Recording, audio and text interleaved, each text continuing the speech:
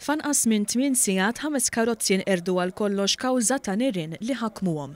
Kien l-ħabta tal-4:10 tal-ħadd wara nofsinhar xin il-pulizija ġiet marfa li hemm 3 karozzi mitluqa f'bitħa jaqbdu fit-triq il-Kanun f'Santa Venera.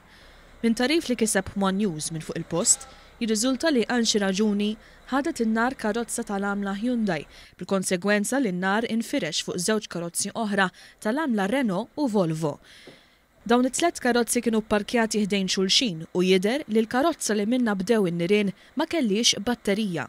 Imkejjen qrib l-investigazzjonijiet qalu kif huwa mifhum li l-karozzi huma proprjetà ta' dealer tal-karozzi u li ġew abbandonati f'dan l-isqaq.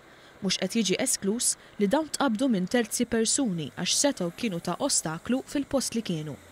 One News huwa infurmat li sissa ma jidhirx ir-raġuni wara dan il-każ seta' kellu konnessjoni ma' xi kriminalità jew frodi.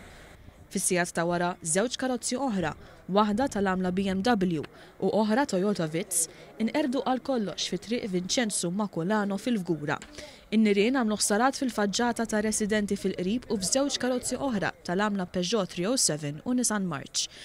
Sorsi qrib il-każ ikkonferma ma' One News li tnejn filgħodu l-pulizija elevat filmati minn kameras tas-sigurtà li jinsabu fiż-żona sabiex tistabbilixxi d-dinamika tal-każ. Fost oħrajn il-pulizija qatt trid tistabbilixxi jekk il-karozzi qabdux waħedhom jew tqabdux minn terzi persuni.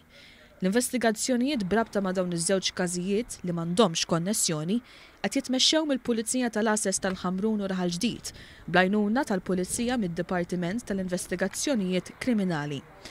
Dwar dawn iż-żewġ każijiet infetħu inkjesti maġisterjali mmexxija mill-Maġistrat Aron Buġejja. Intant, One News huwa infurmat kif il-pulizija qed tinvestiga b'mod intensiv id-diversi reati li saru fl-aħħar xhur u li saru iżjed komuni tant li qed jinqerdu ammont ta' karozzi. Sorsi qrib il-pulizija qalu li wħud minn dawn il-vetturi qed jitqabdu apposta u fost ir-raġunijiet hemm dawk relatati ma' frodi ta' assigurazzjoni, tpattija f'każ ta' koppji li jkunu nfirdu u anke kwistjonijiet bejn il-ġirien.